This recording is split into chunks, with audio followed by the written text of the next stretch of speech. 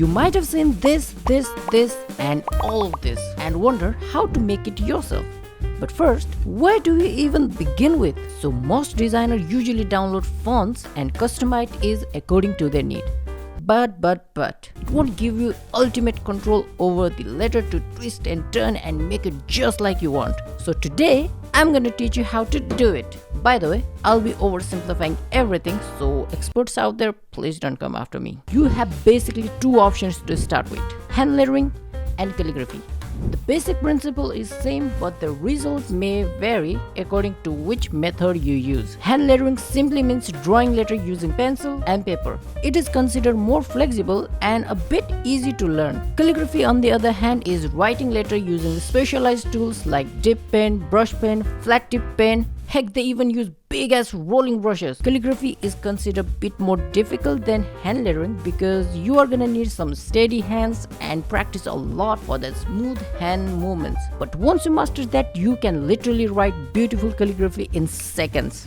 But since God didn't bless me with steady hands, we are gonna start with hand lettering. By the way, once you understand the basic principle, then you can simply replicate the calligraphy using hand lettering. It's much more flexible and you have full control over your lettering. So let's get started. I usually use my iPad, but for this video, let's go traditional. So we're gonna need pencil, eraser, tracing paper, this one is optional, ruler, this is my invention which I made using laser cutter, and some passion. First thing first, draw some guidelines.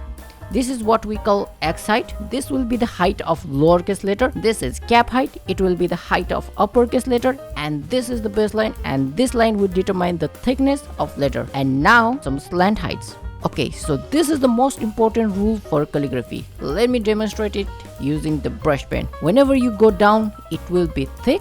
And whenever you go up, it will be thin. So thickness goes down and thinness comes up. This rule makes sure there is consistency and balance in design. Let me show it using the pencil. While connecting two letters, make sure the connection is smooth and you have this gap over here. This stuff will be the basic building block of our lettering. So using these rules, we're gonna draw our letter. And don't worry about the bad sketch because we will gently erase it to draw more clean lines. You can also play with the weight lines to get different result by raising and lowering it. But I like to keep it high to get that bubbly feel. Once everything is done, we should have something like this. But it doesn't have character, it doesn't have that custom feel. So we're gonna make it even better by adding swoosh. Now it looks much better. So this part is optional, but it keeps things nice and clean. We're gonna use tracing paper and trace over the lettering with clean lines. Once the outline is done, we're going to add the stroke. You can put a paper on top of sketch so that your hands don't smudge it. And some shadows on the right of the lettering. And ta-da, you make your first hand lettering. Wait a minute! But you might be saying, wait, it doesn't have any cool effects like your letterings. Well, for that, we're gonna have to go digital. And it's when we use iPad. I'll just take the picture of drawing and trace over it. The app I'm using is Procreate and the brush is basic inking brush. I'll reduce the opacity a bit and here we go. On Procreate, once you draw a line, you can simply hold it to automatically create a smooth lines. Also make sure to turn your canvas to draw more conveniently. After that, we're gonna make stroke and duplicate it a bit below to give it this nice 3D look. I will redraw it to make sure the lines are crisp and clean. And we have this clean sketch.